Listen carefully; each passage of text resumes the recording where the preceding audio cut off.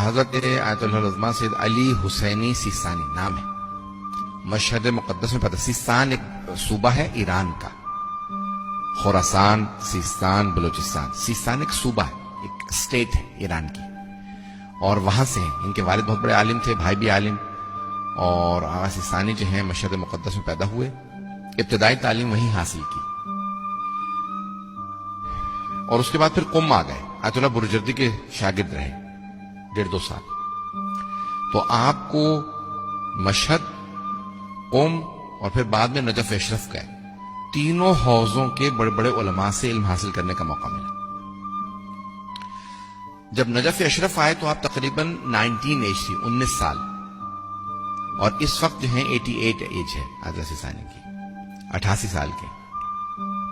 تو اب آپ اندازہ لگا سکتے ہیں کہ تقریباً وہ 70 سال نجف اشرف میں رہے، اور نجف اشرف میں انہوں نے بڑے بڑے بزرگ علماء سے درس حاصل کیا، آغا محسن حکیم سے، آغا شیخ حسین ہلی سے. لیکن سب سے زیادہ جو آپ نے استفادہ کیا وہ آیت اللہ سید القاسم الخوئی سے. یہ تو دیکھیں علم میں جتنا ان کا پیش کروں گا نا، وہ آپ بہت سے لوگ سمجھ نہیں پائیں گے کہ بھئی علم میں کتنے مضبوط ہیں. بڑے بڑے اور علماء موجود تھے، لیکن ہمارے علماء کہتے ہیں کہ مرجعیت میں امام زمانہ کا بڑا دخل ہوتا.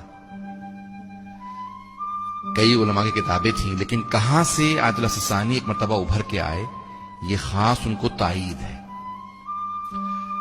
2 چیزیں ان کی پرسنل لائف کی بڑی اہم ہیں. ایک، جس مکان میں ابھی رہ رہے ہیں 40 سال سے زیادہ ہو گئے اسی مکان میں، 40 ایئرس، اور یہ کرائے پہ مکان انہوں نے لیا تھا.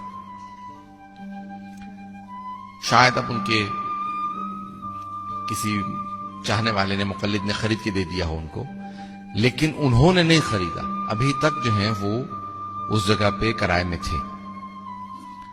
دوسرا، آغا سیستانی کے دیکھیں زہد و تقوی بہت زیادہ اہم ہے. علم سے زیادہ تقوی بہت زیادہ اہم ہے. اگر علم ہو اور تقوی نہ ہو تو علم کا کوئی فائدہ نہیں.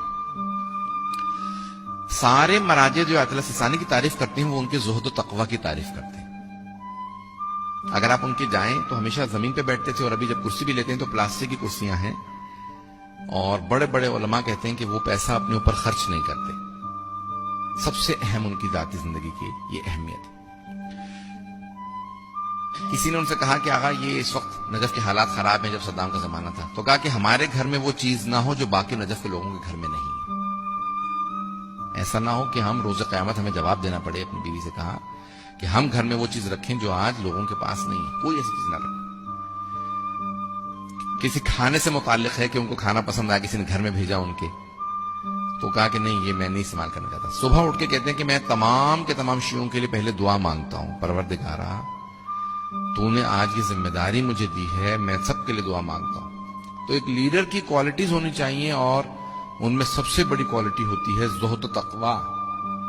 اور آیت اللہ سیستانی کے لیے کہتے ہیں کہ عالمیت اپنی جگہ پہ، اتقا ہونا اپنی جگہ پہ، لیکن اورا یعنی سب سے زیادہ جو ان کے اندر ہے وہ ورع، تقوی اور زہد، وہ سب سے زیادہ. لباس اگر آپ ان کا دیکھیں سادہ، اور یہ سب سے بڑی علامت ہے کہ اتنا خمس ان کے نام پہ millions and millions of dollar دنیا میں جمع ہوتا ہے. ایران میں، عراق میں، پاکستان میں، ہندوستان میں، یورپ میں، مڈل ایسٹ میں، افریقہ میں، کہیں چلے جائیں ہر جگہ ان کے مقلدین ملیں گے، خمس نکالتے ہیں. لیکن وہ اپنی ذاتی زندگی کے اندر اگر آپ دیکھیں تو بہت سادگی ہے. ایک کوالٹی جو مجھے ان کی بہت زیادہ پسند ہے، کسی موضوع پہ جا کے آپ ان سے بحث کر لیں، وہ اس موضوع پہ بہت زیادہ گرپ ہوتی ہے ان کی، بہت مضبوط ہوتی ہے. ایک صاحب جو ہیں وہ ان سے بحث کر رہے تھے جنگ سے متعلق، تو آغا سیستانی نے 10 منٹ ان کے ساتھ بحث کی تو کہنے لگا کہ مجھے لگ رہا ہے کہ یہ جو بات کر رہے ہیں نا سیکنڈ ورلڈ وار، یہ ساری کی ساری انہوں نے کتابیں ان لوگوں کو لکھ کے دی. وہ اپنے طور پہ لندن سے ہمارے ساتھ گئے تھے، بہت اپنے آپ کو قابل سمجھتے تھے. تو 10 منٹ بحث کے بعد کہنے لگے کہ مجھے لگتا ہے کہ آیت اللہ سیستانی نے یہ ساری کتابیں لکھی ہیں سیکنڈ ورلڈ وار پہ. تو ایک کسی موضوع پہ آپ ان کو، لندن جب علاج کے لیے آئے تھے، 5 منٹ ہونے والے، میں ایک آخری بات پیش کر رہا ہوں. لندن جب علاج کے لیے آیا آیت اللہ سیستانی، تو اپنے وکیل سے، داماد سے کہا کہ میں اگر مطالعہ نہ کروں تو میں سو نہیں سکتا، اگر نہیں پڑھتا تو میں سو نہیں سکتا. تو یہاں میرے پاس ہاسپٹل میں کتاب نہیں ہے، تو کچھ کتابیں لا دو تاکہ میں پڑھ لوں. تو ان کے وکیل کہنے لگے، میں نے دفتر میں کہا کہ جو لیٹسٹ اس وقت جتنی بھی عربی اور فارسی کی جو جدید ترین کتابیں آئی ہیں نا، لبنان سے چھپی ہیں, ایران سے چھپی ہیں, عراق سے, جو جدید ترین تحقیق, جو سب سے لیٹسٹ جو آپ کی ریسرچ ساری چھپی ہیں, کتاب جتنی بھی عرب اور ایرانی علماء کی, عربی اور فارسی کتابیں, وہ سب لے لو. تو کہنے لگے 50-60 کتابیں میں ان کے پاس لے گیا. یہ خوش ہو کے کہ یہ ساری کی ساری نئی کتابیں آئی ہیں, تو آغا نہیں پڑھی ہوں گی, 1-2 سال میں چھپی ہیں. کہ جب میں شام کو گیا تو انہوں نے 80% کتابیں الگ کری ہوئی, کہنے لگے یہ میں نے پڑھ رکھی ہیں پہلے سے.